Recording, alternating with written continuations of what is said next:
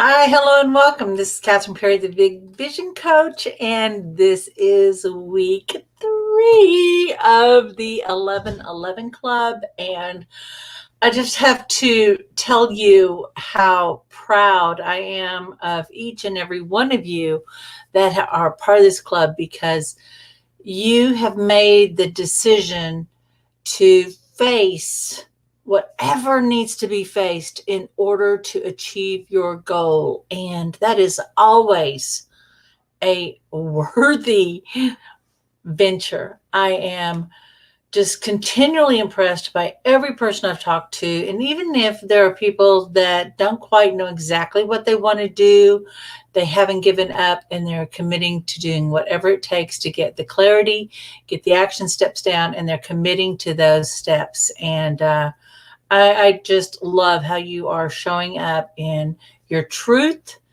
and in your vulnerability. And then I have to tell you, every night when I'm doing my reflection, you are such a big part of the blessings that I'm counting, because I'm watching person after person have their breakthrough moment. And it's humbling and beautiful. And I want to address something that's kind of up this week and has been up for a lot of people, and it may come up for you. Not only during this process, but it's going to come up through other times. And it's always going to come up at a time when you'll be mad at that it showed up. And, but it's a necessary part of it. And it has to do with, what DeBorah was asking at the end of last week's call. We had this call that was the group call where we're checking in and I'm answering questions and kind of walking everybody through. And then something happened that I wasn't able to get the recording done. I don't know if I forgot to touch a button or what, but it was so beautiful what was kind of coming through. And we had some of the main points that it's more important to just start taking action rather than focus on what is right action. You just get moving. But I'm gonna let's just do this. Let's go to DeBorah's question, and then we're gonna go ahead and go in there. DeBorah's question was this: when will the fears subside when you decide to fulfill a goal or do something new? And so the challenge that we're talking about is dealing with self-doubt and self-trust, right? Those doubts and fears.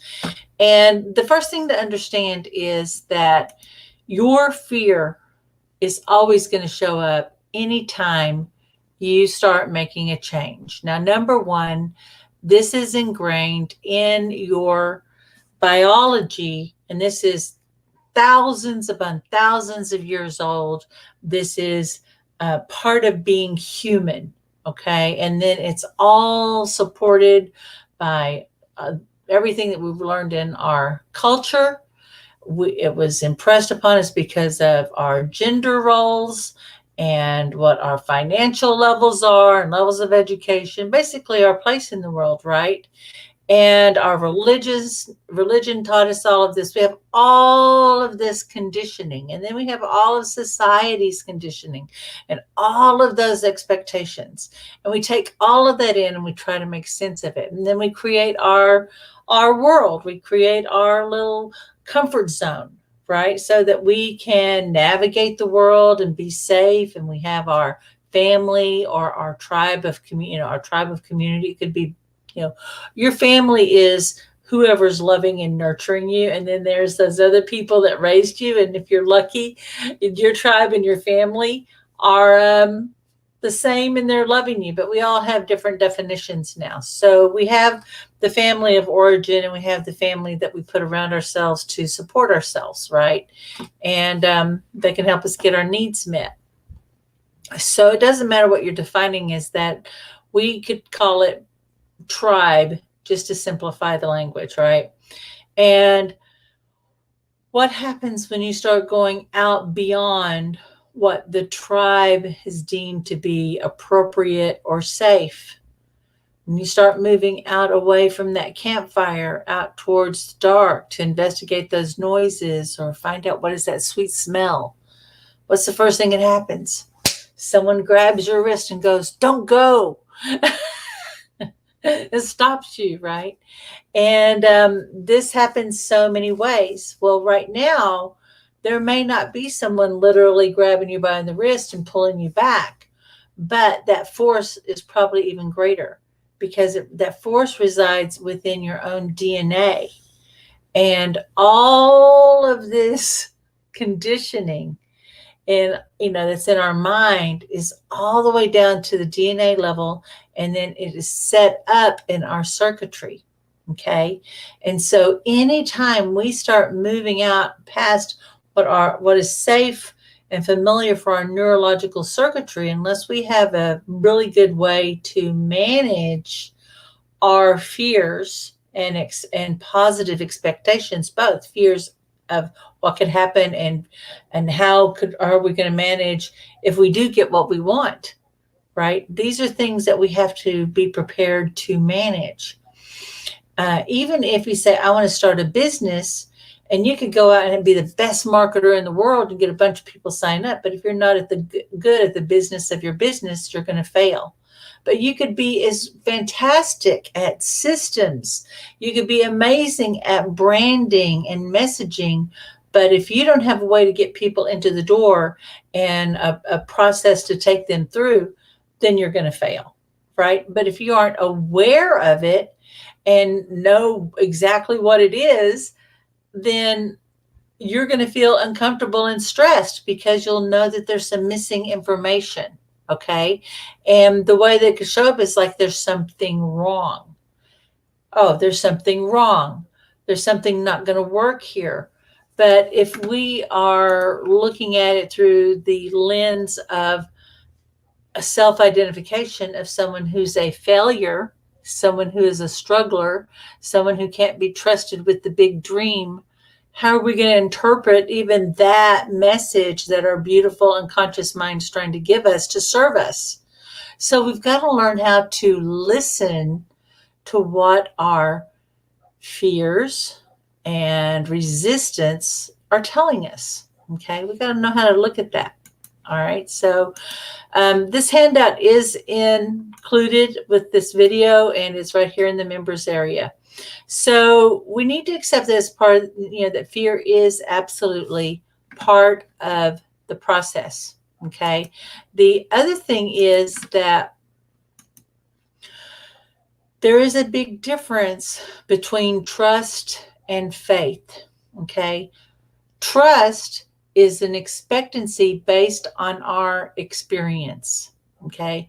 Trust is expectancy based on our experience. So if there's someone and you've done business with them and you've seen them in a lot of different situations, and it always turns out that they act in integrity, they're honest, and they do what they say what they'll, then they say what they do. But also if things don't work out, they stay in communication with you and they always try to work it out with you, right? Is that someone you can trust? Absolutely. And because there's evidence. Faith is when there's no evidence. We are setting up a positive expectancy without evidence. We just have a good feeling. And it's not necessarily, sometimes it's because we have a trust in something greater than ourselves, or we have trust in ourselves to do the right thing. But there is a trust, and it's based on a past experience. Okay? Those two go hand in hand. We have to learn how, who and what is worthy of our trust, because very often we just give it away. We go, I'm just going to give it to you till you prove otherwise. No, you're operating in faith and you're kind of expecting them to screw up. Okay. And that's another conversation.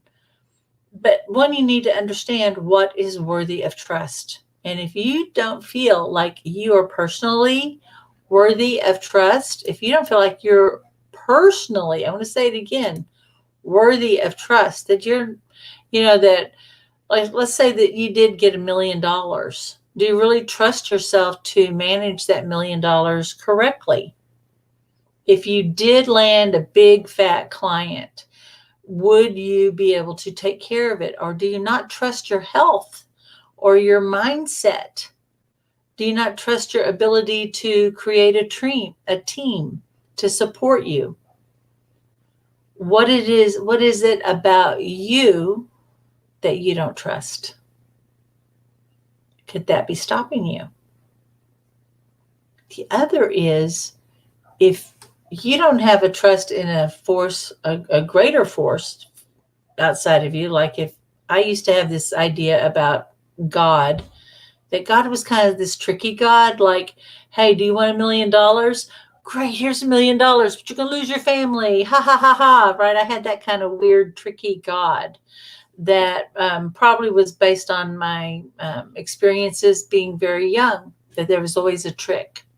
Right? So if my little idea about God is that there's always going to be a trick, like a little monkey paw thing, right? That's what that is. If I'm going to lose that, then I have to be trickier than God. Well, does that keep me in integrity if I've always got to be tricky or manipulative?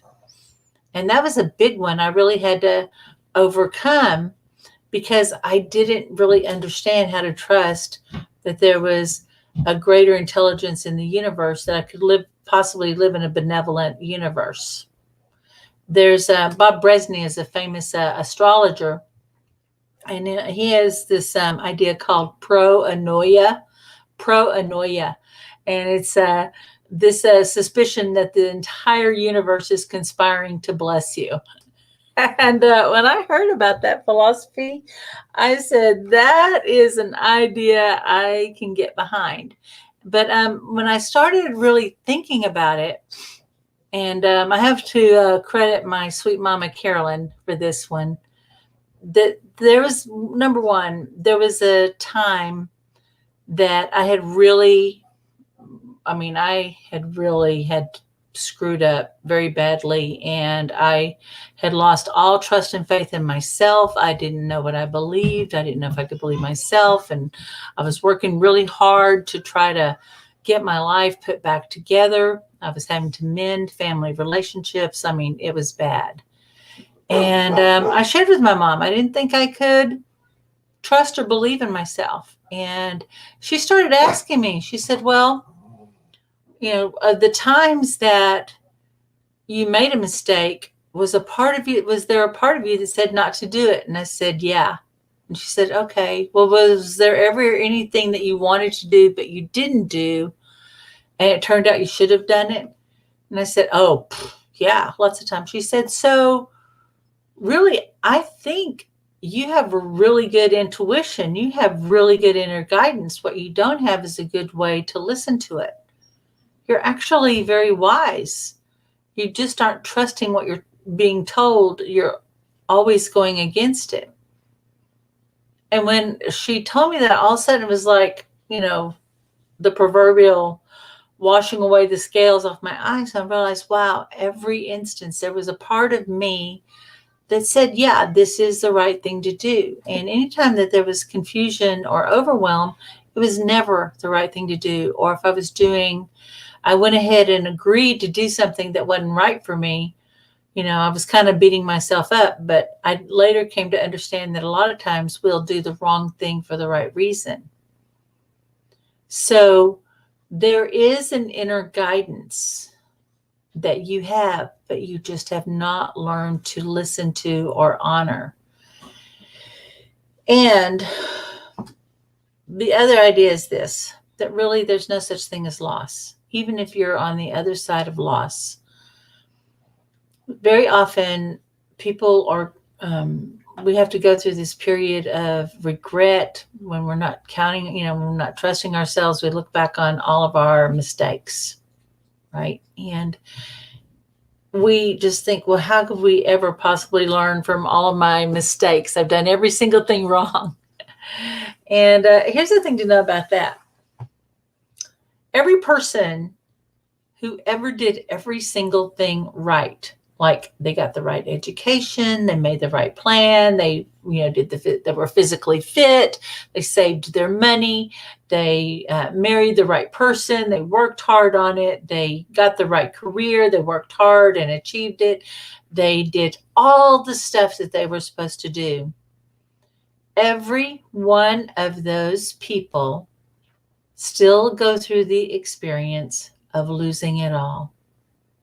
Every one of them. And every one of them, I mean, I have met person after person who lost it because of the downturn. I mean, I knew someone who was very conscious. He had made millions of dollars with a t-shirt company. Started out selling t-shirts on the beach. And then he sold the company. He was able to manage his money in a way that he could make sure that he gave charitable donations to something he cared about. He was Mr. Vegan. He went and helped build the huts in the villages, right? And just lived a very conscious, kind life, very spiritual. And it turned out that part of a big way that he had chosen to manage his investment was with by investing it as part of a larger group through his Sufi organization. The Sufi organization invested with Bernie Madoff. And overnight, his millions of dollars was gone, and all he had was just a few $100 in his checking account, because he wasn't worried about it, because it was time for the next allotment that he allowed himself to come. And, so he was never worried about it. So he went from millions of dollars to a few $100s and being homeless, because he usually went and stayed with friends, but he traveled, and the next thing was for him to go to the next village. So he just never really invested in a home. So he's literally stuck at his new girlfriend's house with this happening. And he just, he was stunned, but it was so shocking, because he said, well, one, I know I have the capacity to create again, because I created once. But he said, more than that, what my faith and trust is in this.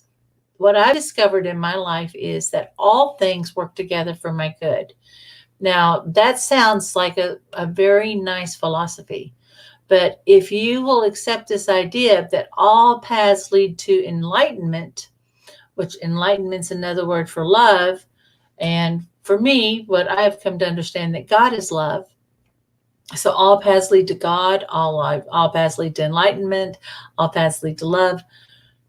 That there is nothing that's ever going to separate you from that thing that you're seeking, because that thing you're seeking is always seeking you. Okay? And that this, for some reason, was a necessary part of it, even if you went on a side road rather than going the direct route. So there's no difference in you if you made a lifetime of mistakes, or if you made a lifetime of perfect decisions. Everyone comes back to a new starting place. This is the way it is in the journey. There's no one perfect straight line.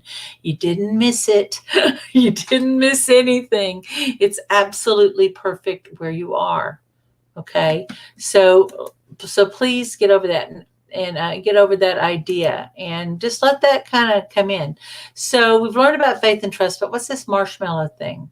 Well, there's this famous experiment called the marshmallow experiment. And it was conducted with some children back in the late 60s, early 70s. And basically the experiment was this, that a group of children would come into a room, and they would have some 2 or 3 marshmallows on a little plate in front of them. And the person who was conducting, the facilitator, said, oh, no. These marshmallows were from the last experiment. If you'll please wait a few minutes, we'll bring you out some fresh marshmallows, and we'll have them for you in a short bit. And then she would leave the room, and the children would be left alone with the marshmallows. Now, some kids very nicely waited, because there was going to be a nice, fresh, new batch. And the teacher said, no, this was the old ones. We've got some new ones. And they wanted what was better. So they patiently waited for the new ones to come out. And some kids were like, well, I don't know when that's happening, but that marshmallow doesn't look too bad to me right now. I'm going to go ahead and grab it. It's just going to go in the bin anyway, right?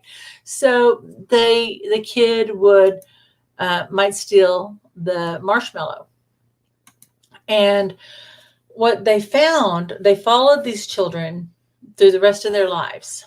And they found that the children who were able to wait for the fresh marshmallows to arrive had later in life were found to have had more stability.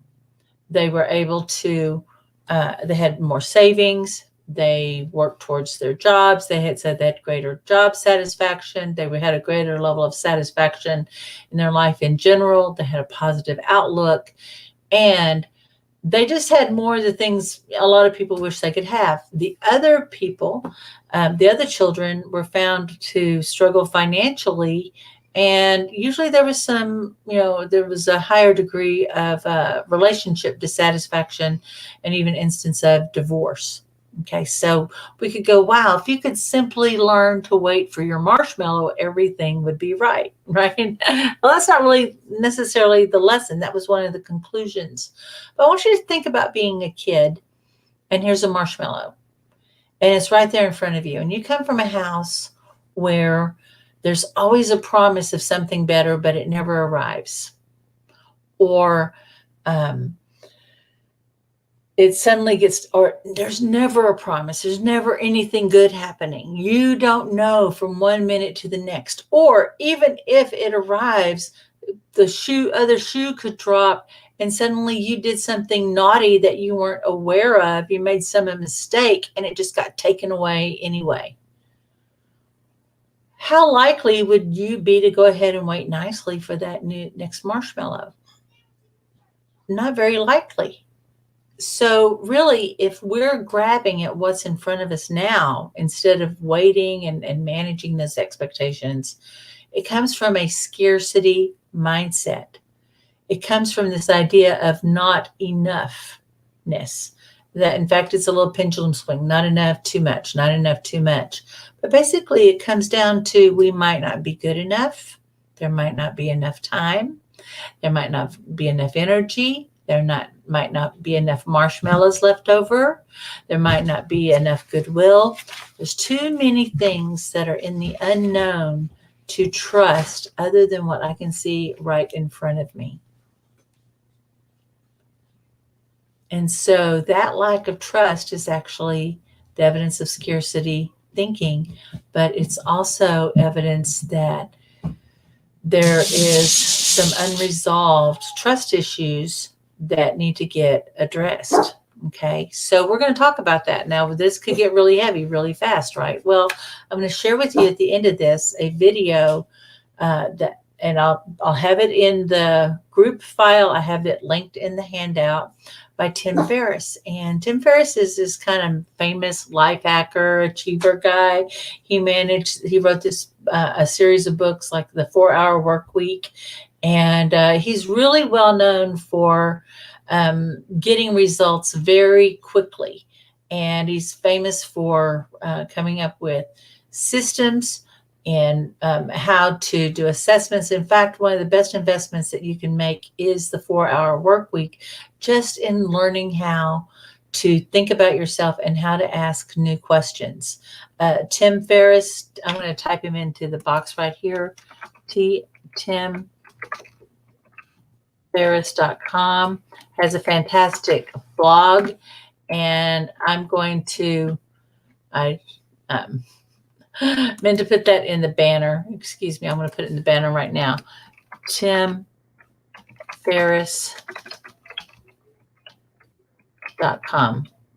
Okay, so on his site, he's got all, this fantastic podcast, and you can learn more about him and what he's up to. But I've got a video for you to watch, and it has to do with managing loss. And that's going to be more towards the here. It's his is how why you should define your fears instead of your goals. Very good. And he takes you through a little thought experiment, and this is the one that he takes himself through. So you need to understand about that. The other thing about when there is fear that arrives, that it could be a message from your unconscious mind that there's something wrong. Okay. It could be, it's like, well, there's a missing piece here and you can't go forward without it. Now, very often when we are, there's something wrong and there's something wrong. And if we're looking through that old lens that there's something wrong with us, right, through self-doubt and this not good enoughness and all of that, then we'll assume there must be something wrong with us rather than like, well, let's take a look. What is the system? And that exercise that you'll be seeing will help. But also what helps is to walk yourself through what your steps are going to be. So what am I talking about? Well, I will often advise people to write out the steps of like, what is it you plan to do today? And they'll write down all the steps. And then the thing is, I have them go through mental rehearsal and go through the mental thing and notice if there's any place where you notice you have a question. Oh, I can't do that until I do this. And then that'll give you some information. And I learned this because when I was dealing with my anxiety, because my medication had gotten really kind of wanked off, and it took a little while to get rebalanced again because I have a Hashimoto's. So I have a very bad thyroid. But I had to start taking myself through mental rehearsal so that it would calm down my mind, so it wasn't a new thing I was dealing with every day. And then I could answer some questions in advance. The same is true, and I don't know if you saw this. I think it was in the first video where I was walking Remy through her questions on what are some action steps. And I said, well, when you get a customer, what happened? What is that flow like? What are the steps of once you get a customer? And she said, well, I thought I knew, but she realized she didn't know. It was all kind of inside of her. Very often we have our systems inside of us. We don't have them out on paper. Okay. So if you're thinking about some folks are starting a coaching, some are getting ready to start a new business, some are making a big life change. Some people have a wellness goal, some are starting a new job, but walk yourself through all the necessary steps. I was walking through with one person and she had a financial goal. And I said, great, how many people do you need to sign up in order to reach that goal? She realized she didn't know how many people she actually needed to get.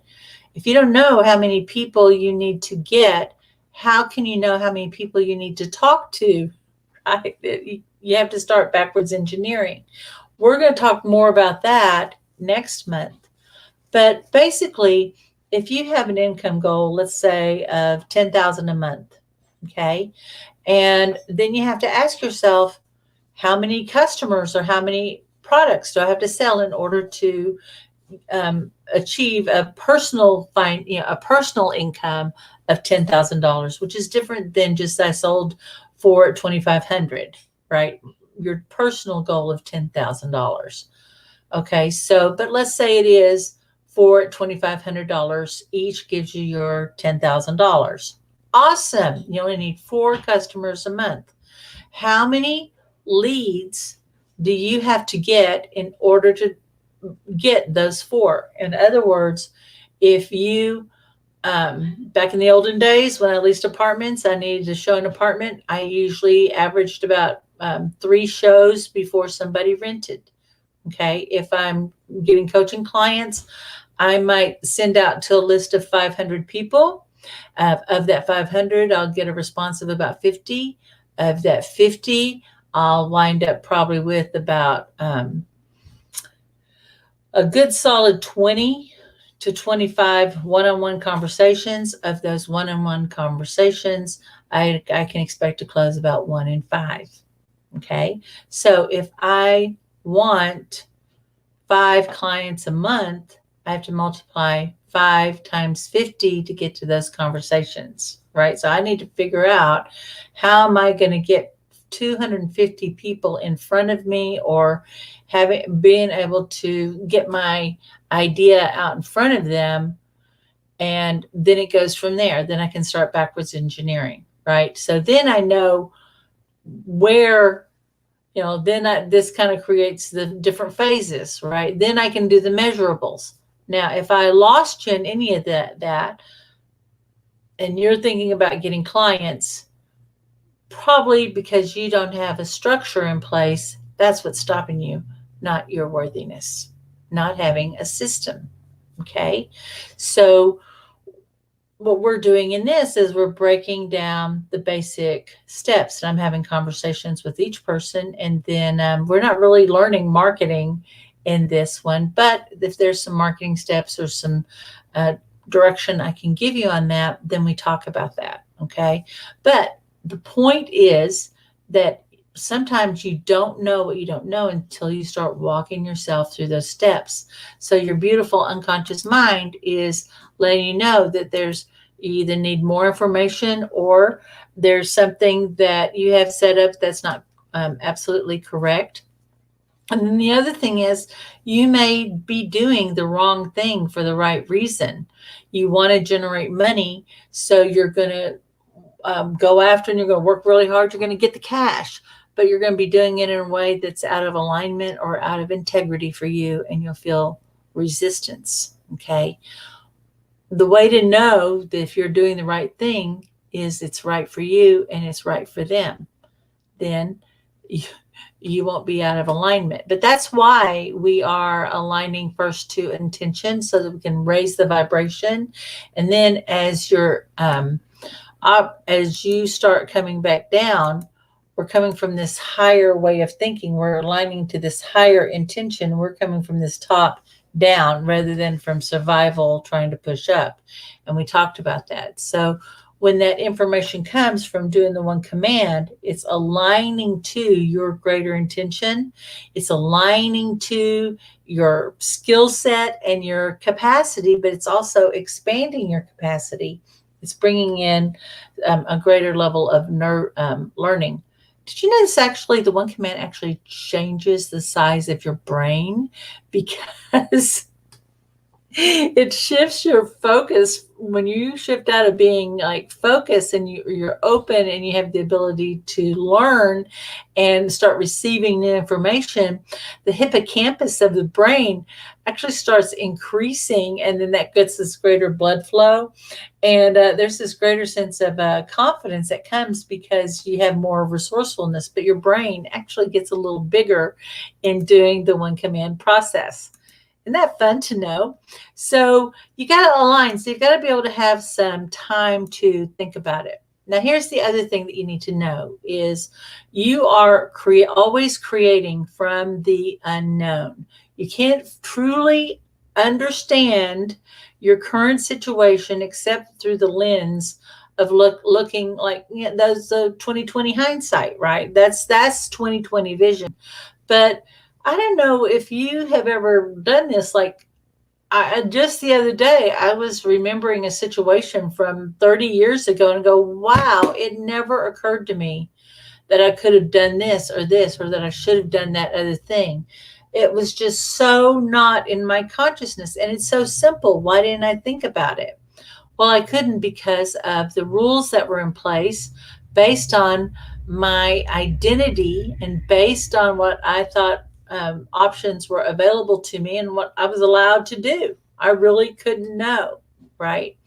But we'll look to the past through this critical lens and only look at the failures.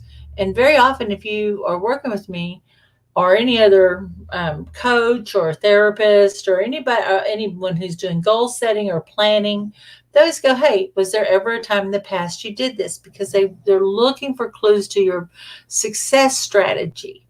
Okay. But also, when you start looking at your past through this new lens of love and trust, you're going to start being more aware of what skills, attributes, and abilities you actually had that you were actually demonstrating, but you weren't, consciously aware of it.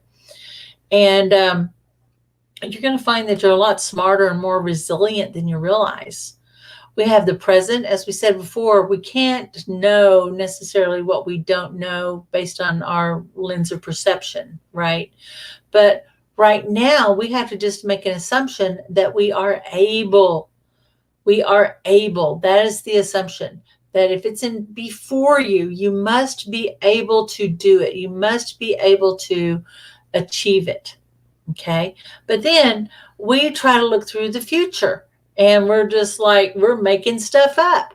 But when we're planning about what we believe is possible in the future, it's based on our idea of ourselves in the past. And you've heard me say this a million times that very often we're trying to create through this lens of the past when all the past can create is today. Right now, what you have is you're right at, like based on all your skills, attributes, and abilities and all the actions you're taking right now, this is much as you can pull up, right? How could you create something greater? Well, there is a future version of yourself that is looking back on you too. You want me to say that again? Yeah. So just like there's this present version of yourself looking to the past self, and you're going, wow, you poor thing. You didn't know you were worthy of love. Oh my gosh. It was right there. All you had to do was just have the courage to say yes. You really wanted to say yes, or you really wanted to say no. Oh gosh, I wish I could be with you to prompt you, right? And I don't know. I just have this kind of crazy idea that what if we're that angel or that guide that's trying to prompt us and guide us to help us? And we're going, oh, I know I should. I get this big pull, but I can't because of fear or lack of trust or some idea about our circumstances that seem bigger than us. What if you, in this present time, are actually the good angel of the past version of yourself? What a crazy idea, right? And as you start loving and accepting and having more compassion, then start shifting your perception about the past, and then starts changing your present. It's pretty magical. And then relationships start shifting and opportunities start coming in. This is why we do so much of this belief work. And people report this all the time. That when they cleared up that thing from the past, something in their present shifted. The ultimate time travel. So what if it's just as true that there's this future version of yourself that's helping you and guiding you now? It's crazy. It could be completely wrong. It might not be true at all, but what if it is? But even if you just pretended that it was, that there was this benevolent version of you that figured it out, that loved you, that believed in you and wanted to help you, that's a version of yourself. And sometimes that's a new version of ourselves that's so different that we may see it as a stranger. And coming back to that tribal thinking, we may think that that stranger is a danger. Right. So we need to accept the good angels of help in our life. Right now, it is invisible. All we have is faith and trust. But start building the trust in you yourself. And we're going to do some commands around that. I'm going to show you what that command would look like. Okay. So, and DeBorah's original question was this: when will the fears subside when you decide to fulfill a goal or do something new. So here's the question that I would suggest that you ask instead. What do I need to think about, tell myself, or remember in order to truly trust myself?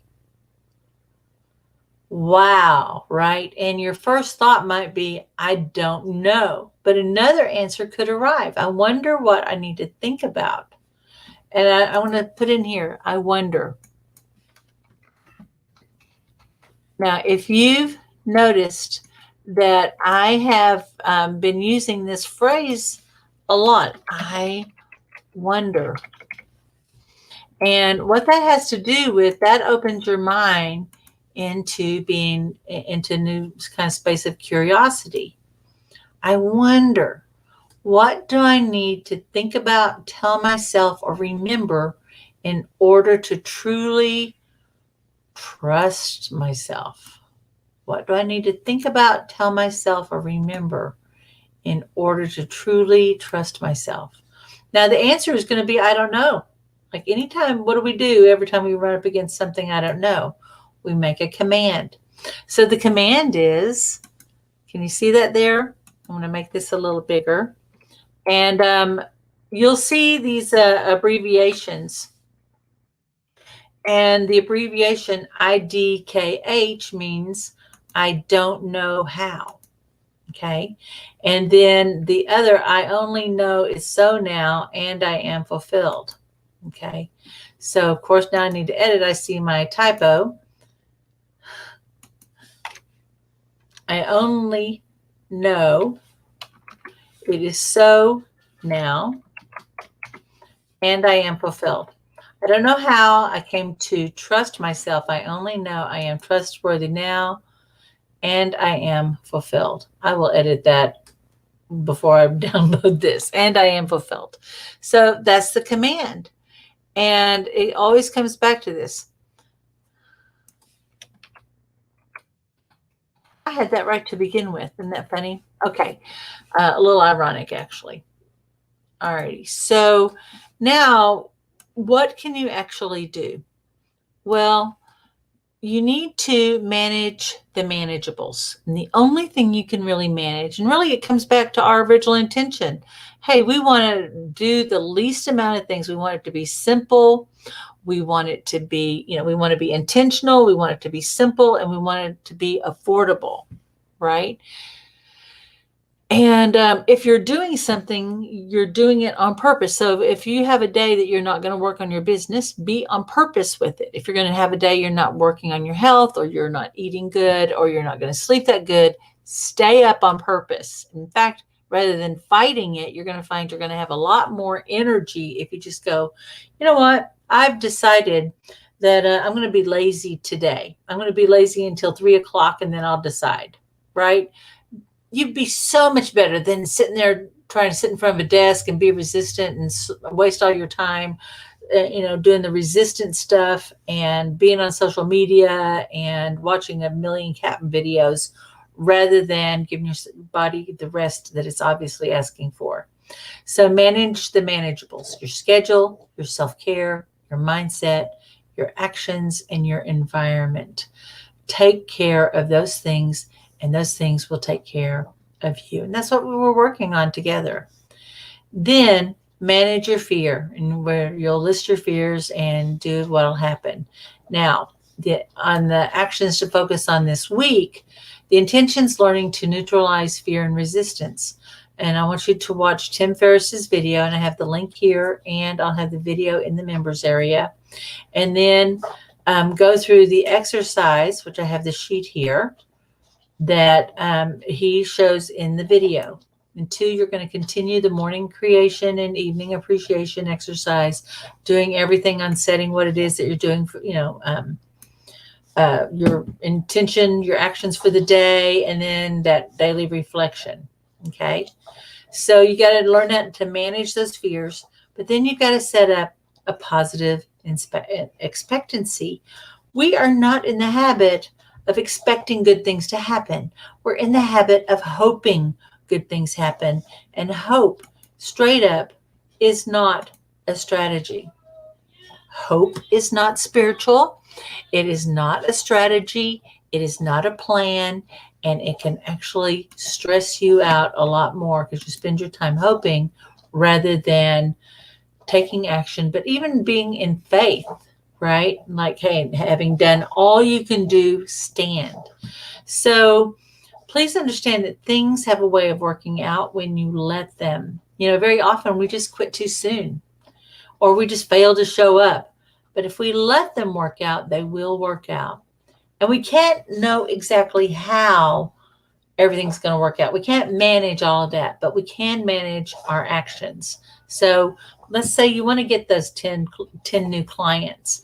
We don't know how many people are going to sign up, how fast, but if you're consistently doing your outreach, however you decide to do it, I always say phone calls, but phone calls, emails, or you're blogging, or you're putting on webinars, or whatever your strategy is to attract us. If you're taking consistent action to create a way to make an offer, then you are going to get those clients.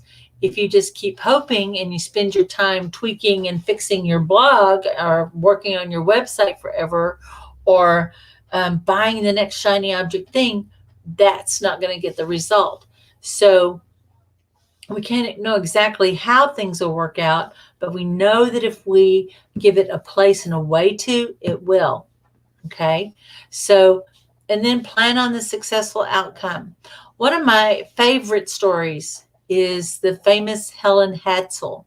And Helen became famous because she was the sweepstakes queen. And if you've been in my world very long, you've heard me talk about her. But I just love Helen so much because Helen really got a revelation about as it's asked, so it is given. And she was learning a lot of mindset and mind power things. And she got this idea to enter a contest at Better Homes and Gardens was putting on, and it was for a free home.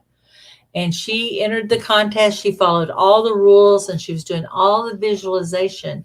And then she called them up and said, at what time are you going to be announcing the winners? When are you going to let the winners know? Well, we plan on letting them know by 2:00. Around 2:00, we're going to be making the call on this day. Now, I don't know, that would have never occurred to me to ask, when are you making the decision and when are you letting the people know? Generally, that gets a little vague one, but they said, yeah, it's going to be around 2:00 on Thursday afternoon. She told her husband to stay home from work. That always cracks me up because she did, and she told the kids to stay home from school. But the fact that her husband stayed home from work was a pretty good one. Could you imagine calling in saying, I'm so sorry, my wife said we're winning a contest today, because she wanted everybody home when they got the phone call so that they could all celebrate.